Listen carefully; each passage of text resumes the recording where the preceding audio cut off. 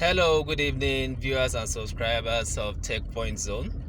Today, I'm going to be doing a video on how you can save fuel consumption on your car. Following this recent removal of subsidy on PMS, for my own car,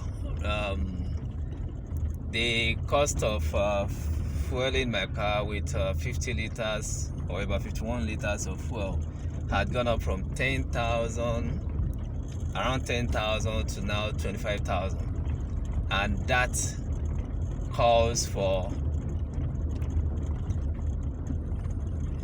a way or all possible ways of making sure that I cut down on the consumption of fuel consumption of my car.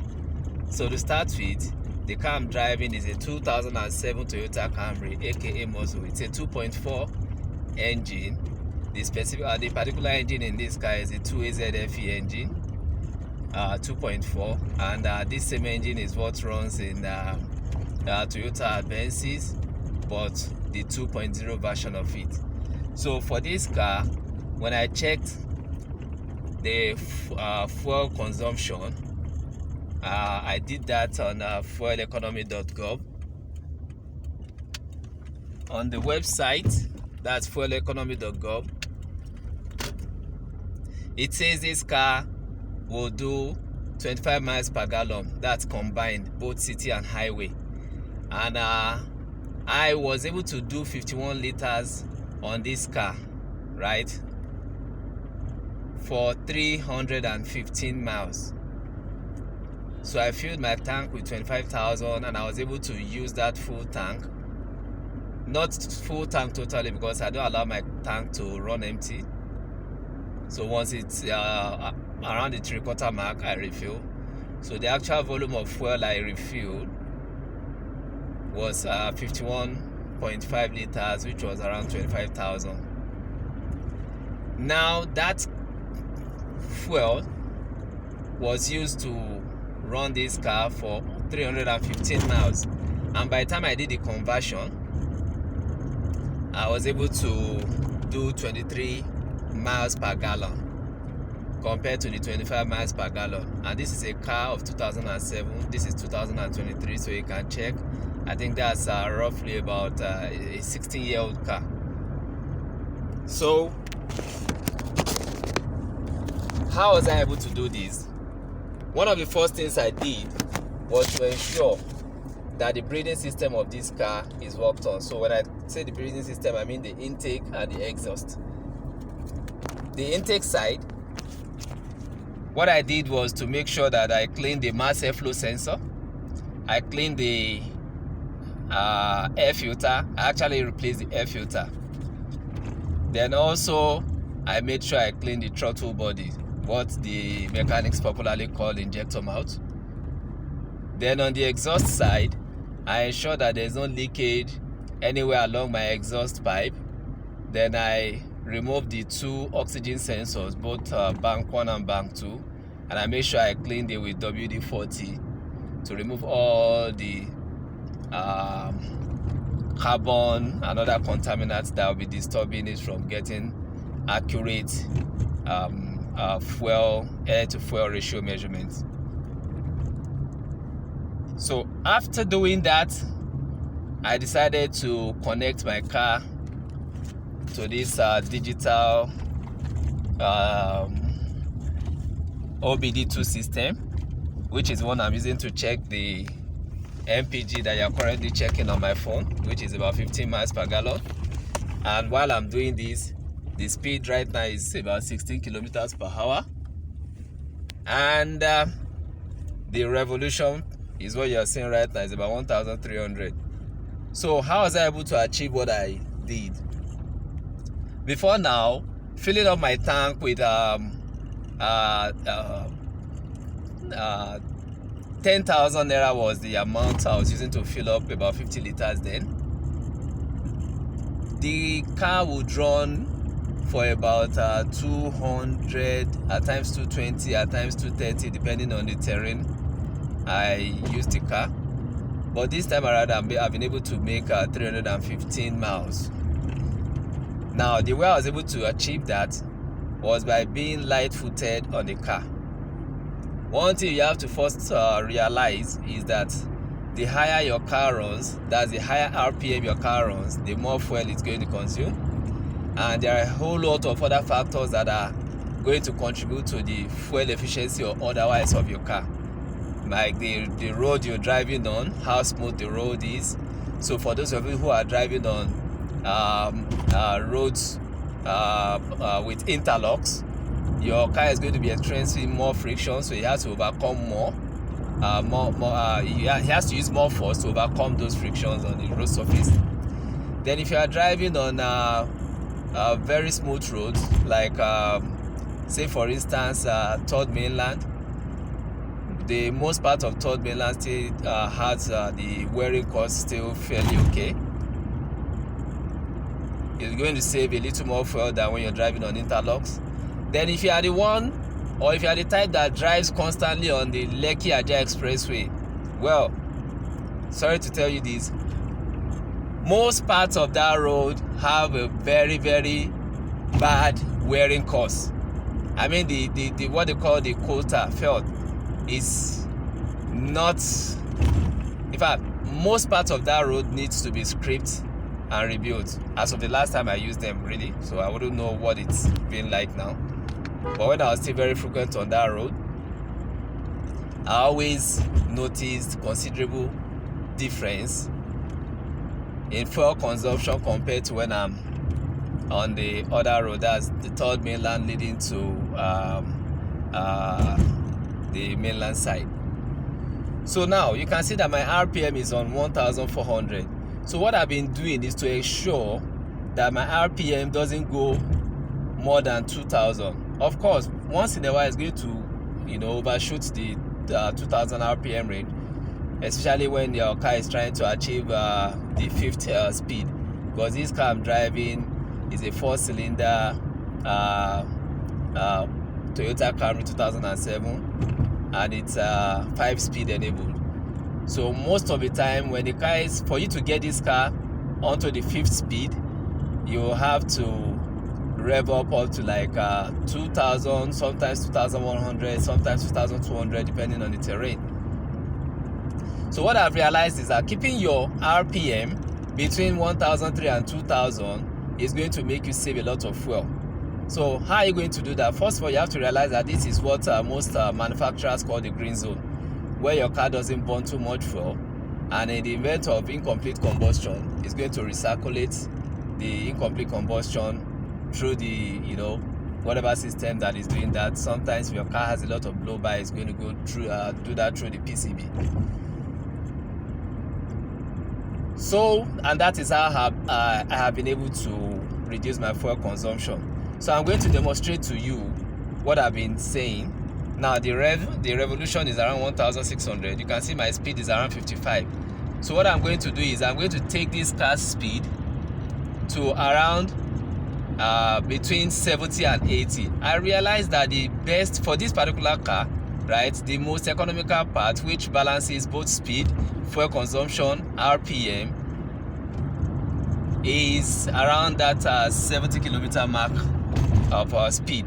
So that's what I'm going to do now. And while I'm doing that, let me show you the RPM. RPM is going up now. It's going up. So I'm accelerating to attempt to get my speed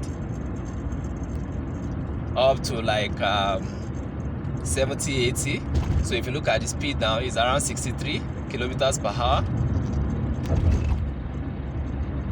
So that's my RPM going up more. So what I'm doing is graceful acceleration, because now you can see the RPM has dropped. So what this means is it's been able to attain a little higher speed. So what the speed I have here right now is around 67. This is around 67 kilometers per hour, 67, 66, 68. So the reason for this little variance is because of the terrain I'm running on. Third Mainland, I mean, it's not so smooth again, little undulations here and there. So now let me show you the RPM.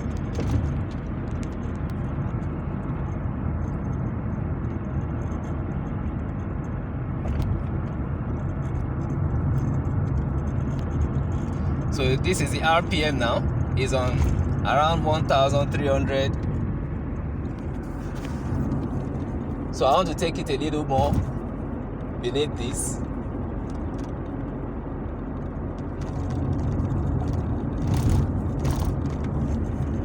So right now I'm running at approximately 1,300 revolutions per minute. And let's check the speed. So this is the speed now. I'm running around 65 kilometers per hour.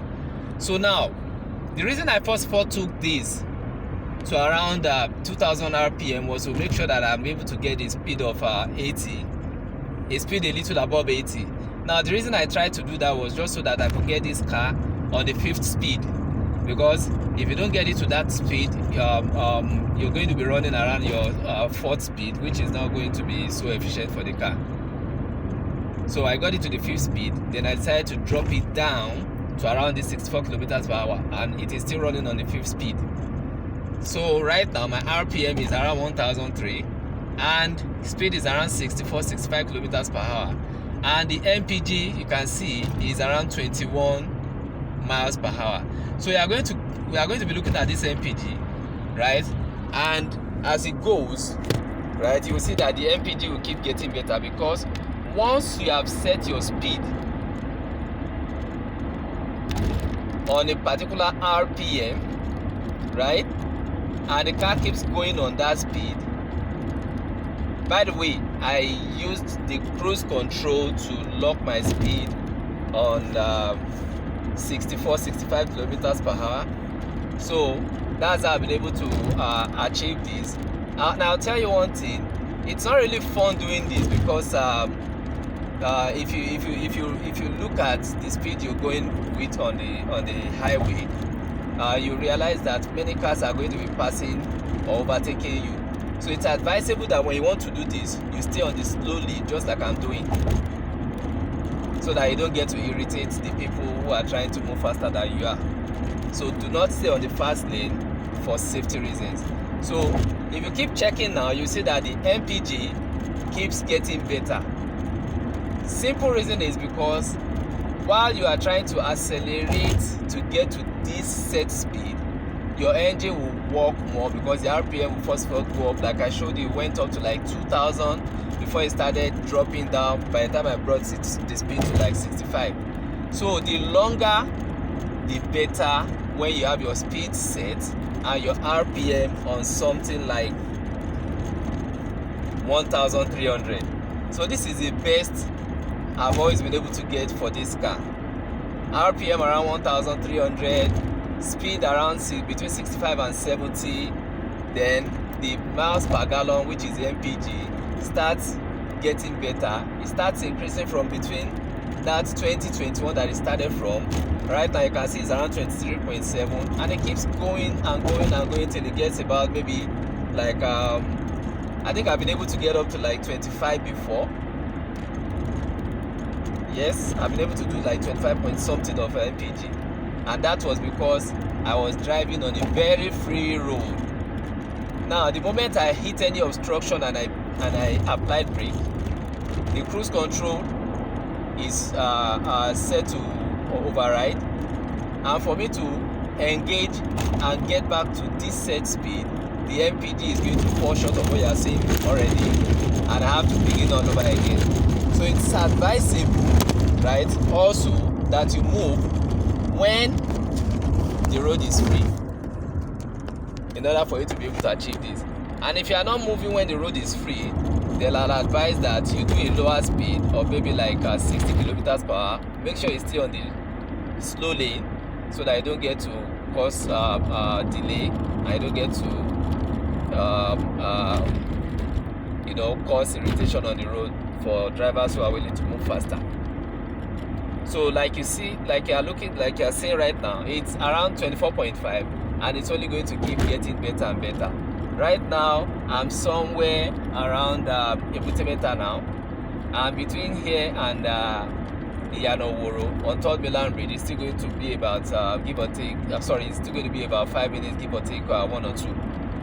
So I'm sure if the road is free all the way down to Yanoworo, we are going to get even beyond 25 miles per gallon. So this was how I was able to use 51 liters for about 315 miles. And by the time I did the calculation, I was able to get 23 miles per gallon. Now, to let you know, this car is missing the catalyst. For some reasons, the catalyst got missing in between all the guys that have engaged to help me either work on the exhaust at some point, you know.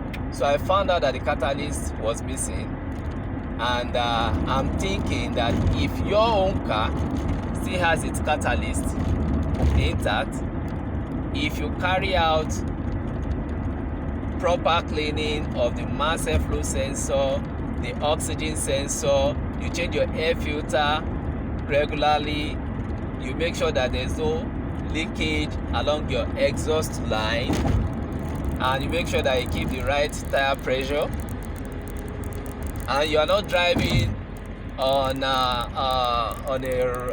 an undulating road. You're driving on a fairly smooth road like the one I'm applying right now, Third Mainland Bridge, almost a flat surface throughout. Almost, not exactly flat, almost a flat surface throughout. You are going to save a lot of fuel.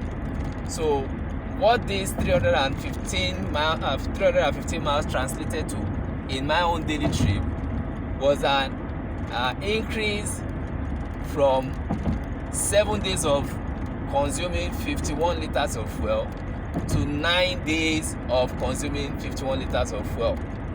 So what this has done is it has given me 2 additional days per week. So if you multiply that, 9 by 3 is going to be 27. So instead of fueling 4 times in a month, now I'm going to be fueling just 3 times in a month. And if you ask me, I don't know about you, it's a little bit of some savings, because as against the 100,000 I'm supposed to be using monthly to fuel this car, I've been able to cut it to 75,000 just by changing my driving habits. Remember I told you it's not fun, because you're not able to get your car to 100 kilometers per hour. 60 is what I've been doing. It's a very good speed to cruise at. Requires little effort.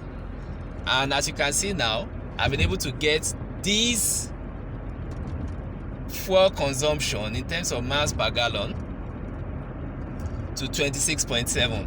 And right now, I'm at somewhere around the Fakor. So let's see what this is going to give by the time we get closer to maybe Yogudu or even Estate bus stop around Alapere. So we are at 26.9, and it's still getting better and better and better. So let's see. 27. This is so good. So you can see one of the advantages of running on a smooth road. So right now I'm running on a smooth road. My engine works less. My car doesn't idle too much, because when your car is in traffic, it idles a lot, and your car idling for so long is not good for it, because it gets overworked. So right now we've even gone beyond 27 miles per gallon in terms of fuel economy. So what this effectively means is, if you can drive at this condition under this set speed for long enough on this type of nearly flat terrain, you're eventually going to be driving on a highway with a city fuel consumption. I don't know if that makes sense.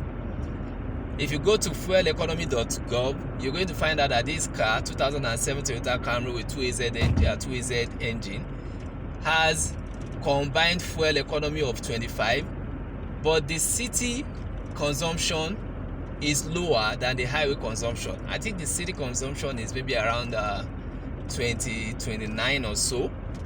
So if you drive long enough on this set speed with this RPM, you eventually be driving on the highway with the city fuel consumption. So now we are 28, and I can tell you I've never been able to hit 28 before, but today happens to be a very good day. The road has been almost free right from the beginning of 3rd Mainland, and right now I'm very close to Estate Filling Station. As a matter of fact, I'm in front of the Oando Filling Station, which is now NNPC Filling Station, almost right opposite Hayden. Okay, so right now I'm approaching Alakbere Estate, and we have been able to do 28.4 miles per gallon. This is really good. So I hope this helps someone. If you really want to watch your consumption, try and do all the things that I've mentioned, and maybe you can even research to to find out some more ways that you can further reduce your fuel consumption. Work on the braking system of your car, the intake side and the exhaust side. Intake side, make sure you clean the mass airflow sensor, make sure it's not clogged. Make sure your air cleaner is not clogged. Make sure that your throttle body is not sticky. Clean your air O2 sensor, bank 1 and bank 2. Ensure that your exhaust is not leaky. Then ensure that your catalyst is intact, not missing or stolen. So if you have all of that, then one additional thing I made sure I did was to ensure that I drained out the coolant, which was water, and I used the proper coolant, which I think probably, I don't know really because I haven't researched on that, which I think probably is one of the reasons I'm able to get a better gas mileage. So please like, subscribe, hit the bell icon so that you can get notified when we release other videos of us, and I hope to see you in the next video. Thank you.